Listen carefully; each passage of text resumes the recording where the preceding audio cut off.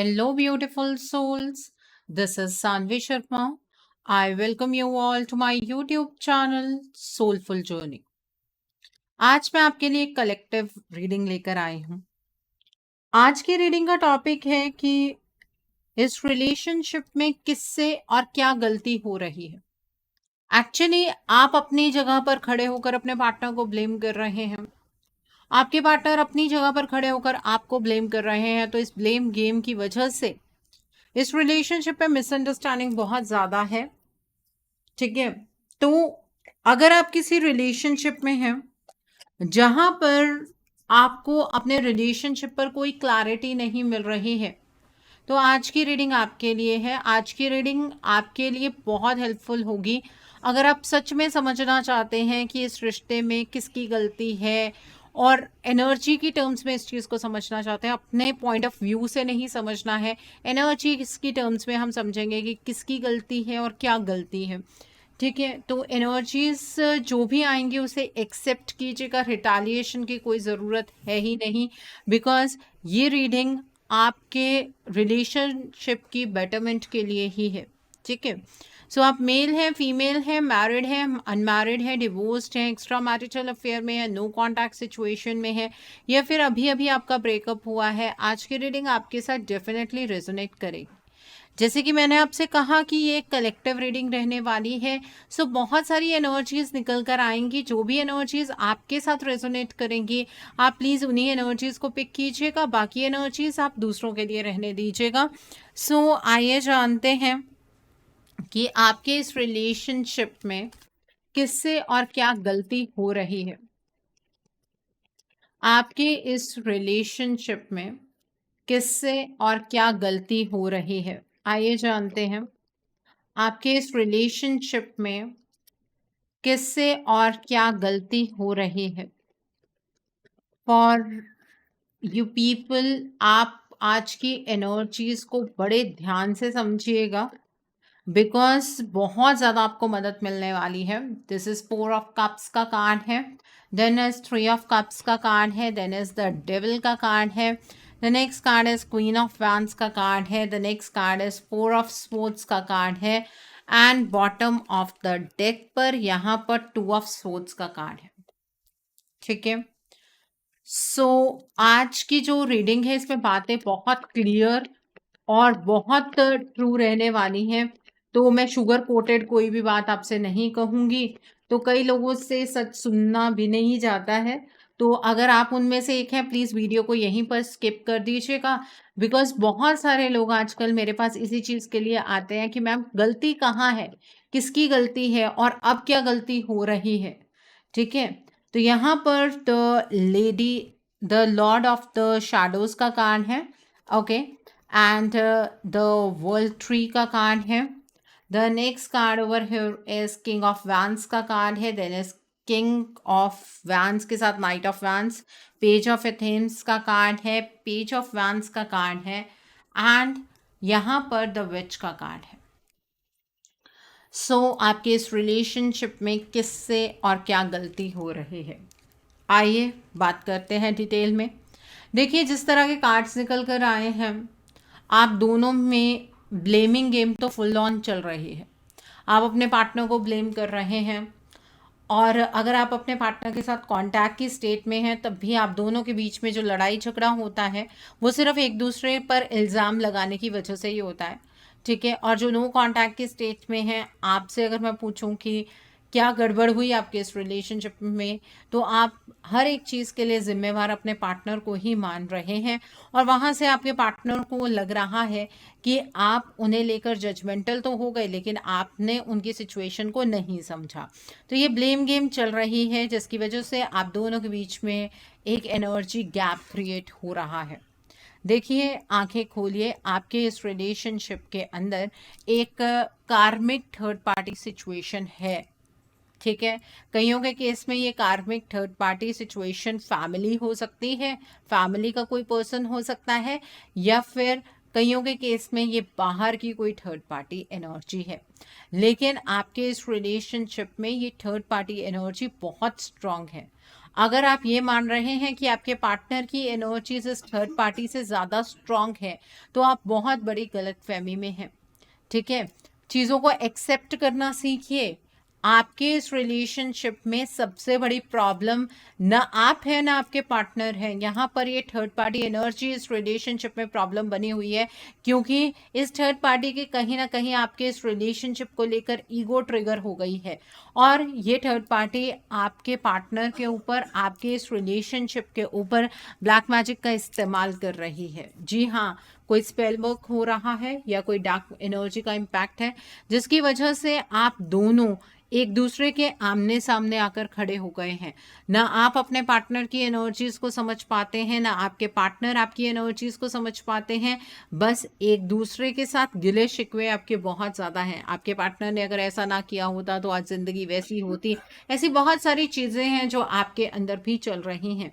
देखिए, आपके इस रिलेशनशिप के अंदर आपको ये चीज़ समझने की ज़रूरत है, जो आप शो कर रहे हैं ना कि इस रिलेशनशिप में कोई प्रॉब्लम नहीं है, प्रॉब्लम आपके पार्टनर में ही है, तो ये सिर्फ एक प्रिटेंडिंग एनर्जीज हैं। एक्चुअल एनर्जीज यही हैं कि इस रिलेशनशिप ने आपको और आपके पार्टनर को क्रॉस रोड की सिचुएशन पर लाकर खड़ा कर दिया है, और एनर्जीज का जो चेंज यहाँ पर गो थ्रू किया गया है आप दोनों के द्वारा, वो इस थर्ड पार्टी द्वारा चैनलाइज हुआ है।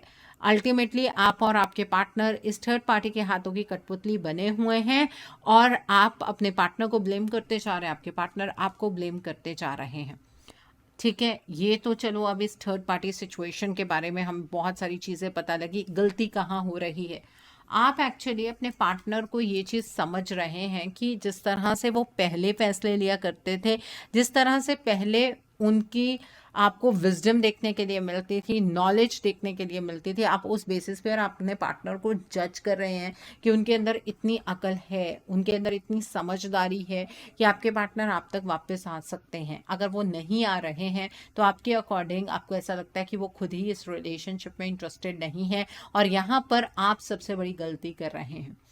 आप अपने पार्टनर से एक्सपेक्टेशंस लगाए बैठे हैं। आपकी एक्सपेक्टेशंस गलत नहीं हैं, बट जो हालात आपके रिलेशनशिप के हैं उस पर इस तरह की एक्सपेक्टेशन रखना, ये चीज़ बिल्कुल गलत है, क्योंकि आपके पार्टनर अपनी एनर्जीज में नहीं है। आपके पार्टनर के ऊपर इस थर्ड पार्टी की नज़र हमेशा बनी रहती है। आपके पार्टनर कहीं आपकी तरफ को कोई मूव तो नहीं ले रहे हैं, इस चीज़ का ध्यान ये थर्ड पार्टी ज़रूर रखती है। ये थर्ड पार्टी आपके पार्टनर के हर एक एक्शन को मॉनिटर करती है। आपके पार्टनर और आपके इस रिलेशनशिप पर अगर नज़र लगी है ना, तो इस थर्ड पार्टी की ही लगी है। ये थर्ड पार्टी आपको भी अच्छे तरीके से जानती है। ये थर्ड पार्टी आप दोनों के इस रिश्ते को बहुत पहले से नोटिस कर रही थी। उसके बाद इस रिलेशनशिप के अंदर एक लूप होल इस थर्ड पार्टी ने क्रिएट किया है। ठीक है, आपके इस रिलेशनशिप में जो ये थर्ड पार्टी है, ये एक दो मुंहा सांप है, जिसने आपके इस रिलेशनशिप को बहुत बुरी तरह से डसा है, जिसने आपके इस रिलेशनशिप को बहुत बुरी तरह से तबाह किया है। ठीक है, आपके पार्टनर के सामने ये थर्ड पार्टी अपने नंबर बनाने में बिल्कुल कामयाब रही है। आपके पार्टनर के सामने ये थर्ड पार्टी बहुत अपने आप को स्मार्ट प्रूव करती है, और ये शो करती है कि आपके पार्टनर की ज़िंदगी के अंदर अगर कोई वेल विशर हो सकता है तो वो ये थर्ड पार्टी ही है। ये थर्ड पार्टी आपके पार्टनर को मैनिपुलेट करती रही जब से ये थर्ड पार्टी आपके बारे में जान गई थी और आपके पार्टनर से जुड़ रही थी ये थर्ड पार्टी, तो आपके पार्टनर को ये थर्ड पार्टी धीरे धीरे धीरे धीरे आपको लेकर मैनिपुलेट करती गई। आपके इस रिलेशनशिप में इस थर्ड पार्टी का बहुत बड़ा अपर हैंड है।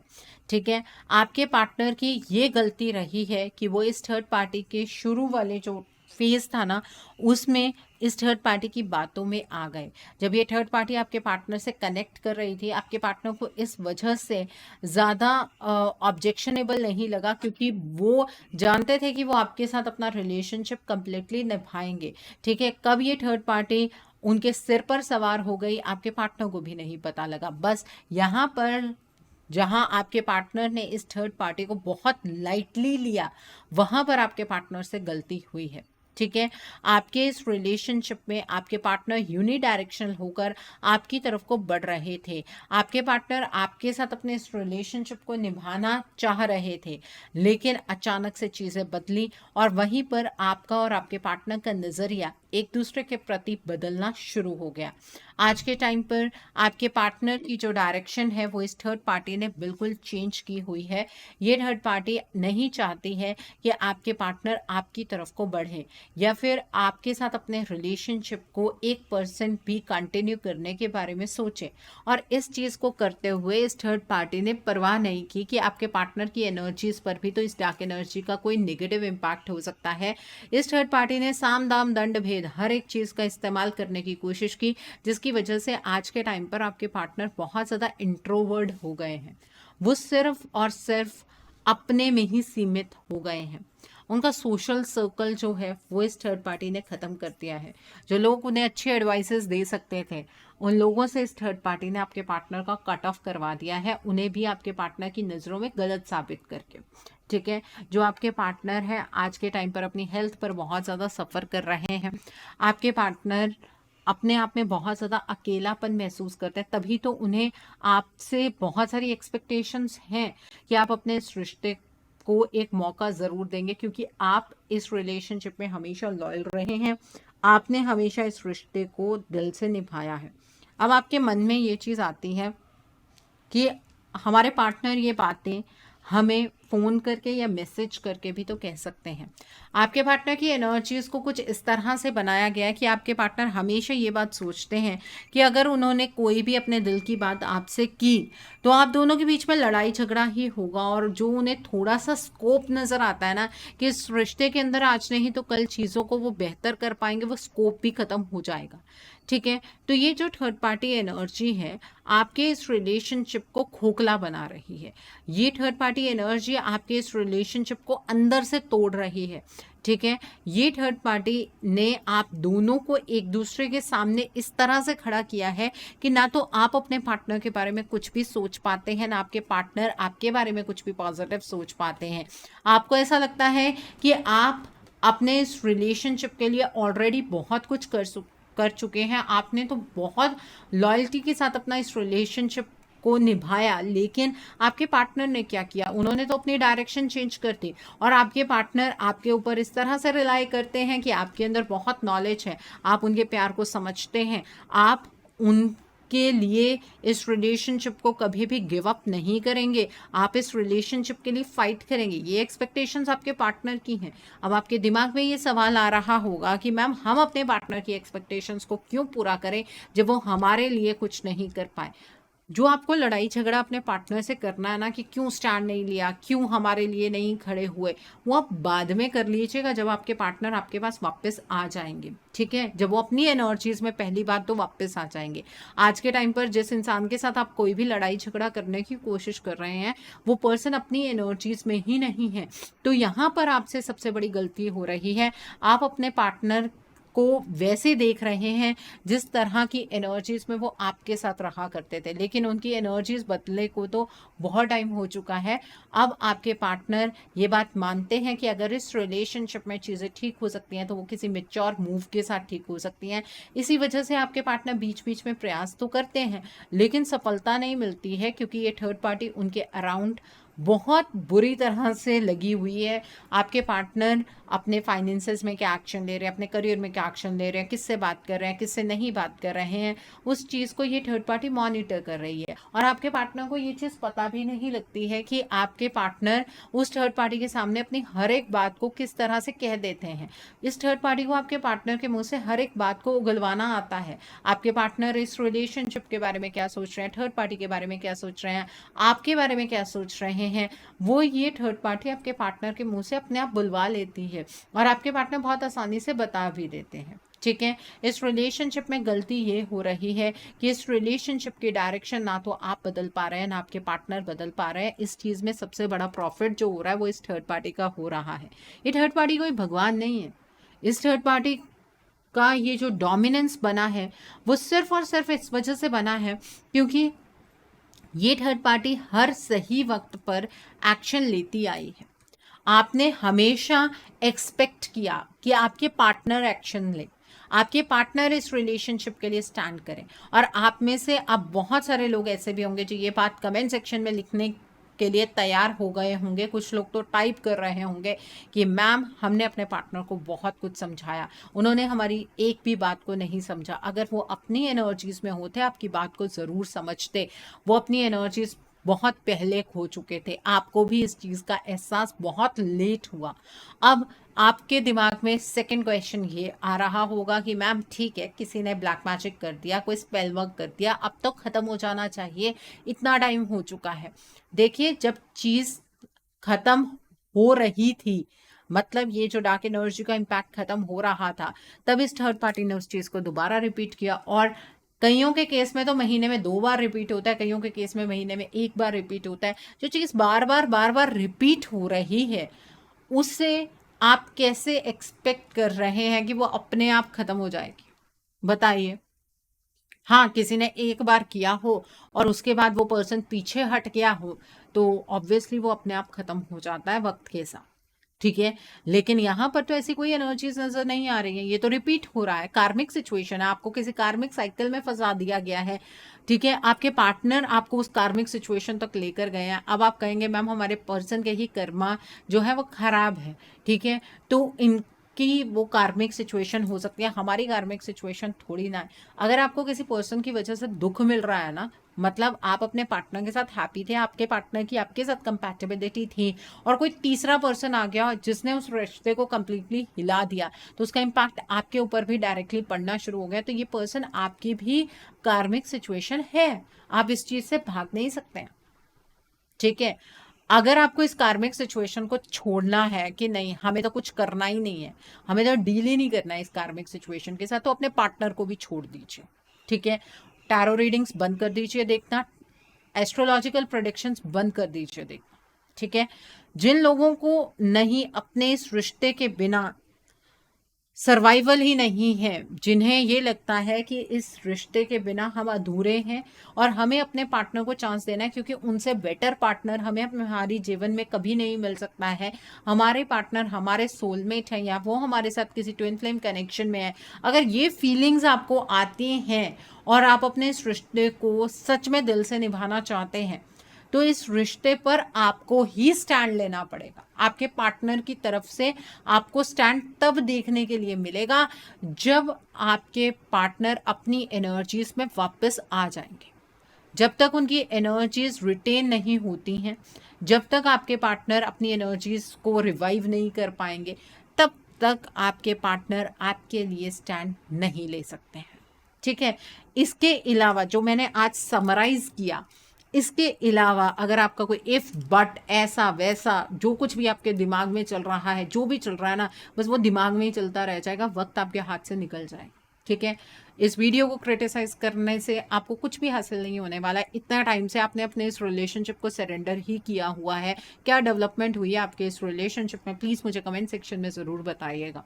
लेकिन हाँ, जिन्होंने अपना हीलिंग का प्रोसेस गो थ्रू किया है या एनर्जीज को चेंज किया है, उनकी लाइफ के अंदर क्या डेवलपमेंट हुई है वो मैं ज़रूर आपको शो कर सकती हूँ। मेरे कम्युनिटी टैब को विजिट कीजिएगा, आपको वहाँ पर डेवलपमेंट्स देखने के लिए अपने आप मिल जाएंगी। ठीक है, तो अगर आप अपने इस रिलेशनशिप को एक चांस देना चाहते हैं, अपने इस रिलेशनशिप को मजबूत बनाना चाहते हैं, सिर्फ करंट फीलिंग्स को देख देख कर अपने मन को नहीं बहलाना चाहते हैं, तो आपको अपने पार्टनर के लिए एक रीडिंग बुक करनी चाहिए।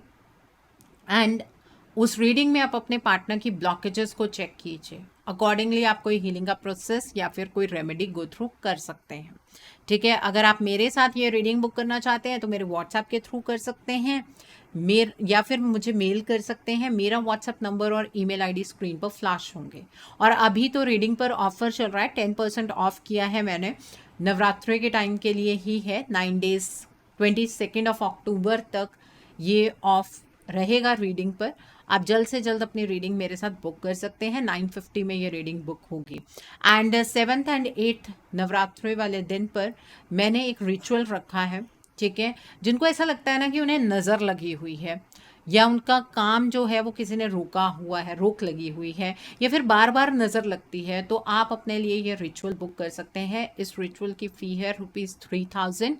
2 दिन का रिचुअल होगा ये, ठीक है। तो 3000 इसकी फ़ीस है, और इसमें डिटेल्स जो चाहिए होती हैं वो है आपका नाम, आपकी फ़ोटोग्राफ और आपकी करंट प्लेस, ठीक है। अगर आप ये रिचुअल भी बुक करना चाहते हैं तो आप मुझे व्हाट्सएप पर मैसेज ड्रॉप कर सकते हैं। रात को 12 बजे, 1 बजे, 2 बजे कॉल नहीं करनी है, ठीक है। सो आई होप आज की रीडिंग से आपको बहुत सारी चीज़ों को लेकर क्लैरिटी मिली होगी। नीचे मुझे कमेंट सेक्शन में ज़रूर बताइएगा ये रीडिंग आपको कैसी लगी। वीडियो पसंद आई है तो लाइक करना मत भूलिएगा, अपने नियर एंड डियर वंस के साथ शेयर ज़रूर कीजिएगा। हो सकता है किसी को अपनी लाइफ को लेकर, अपने रिलेशनशिप को लेकर कुछ क्लैरिटी मिल सके। So do share my video also. अगर आप मेरी रीडिंग से इन्फ्लुएंस्ड हैं और किसी पर्सनलाइज प्रॉब्लम का सॉल्यूशन मुझसे चाहते हैं तो आप अपनी पर्सनलाइज रीडिंग मेरे साथ बुक कर सकते हैं। ये बुकिंग आप मेरे व्हाट्सएप के थ्रू या फिर मेरी ईमेल आईडी के थ्रू कर सकते हैं। मेरा व्हाट्सएप नंबर और ईमेल आईडी स्क्रीन पर फ्लैश होंगे। जिन लोगों ने अभी तक मेरे चैनल को सब्सक्राइब नहीं किया है, आप प्लीज़ मेरे चैनल को सब्सक्राइब कर लीजिए और बेल आइकन को प्रेस करना मत भूलिएगा, जिससे कि आपको नए नए वीडियोस की नोटिफिकेशंस मिलती रहें। मेरा एक और चैनल भी है, soul divine journey tarot, link आपको नीचे डिस्क्रिप्शन बॉक्स में मिल जाएगा। उस चैनल पर मैं कुछ ऐसी वीडियोस पोस्ट करती हूँ जो आपको आपकी लाइफ को चैनलाइज करने में मदद करती हैं, और मैं अपनी डेली एंजेलिक गाइडेंस रोज रात 8 बजे उस चैनल पर पोस्ट करती हूँ। सो आप प्लीज़ उस चैनल को भी सब्सक्राइब ज़रूर कर लीजिए, और वहाँ पर भी बेल आइकन को प्रेस करना मत भूलिएगा, जिससे कि वहाँ के लिए भी आपको सभी नोटिफिकेशंस मिलती रहें। उस चैनल का लिंक भी आपको नीचे डिस्क्रिप्शन बॉक्स में मिल जाएगा। So thanks for watching, see you soon.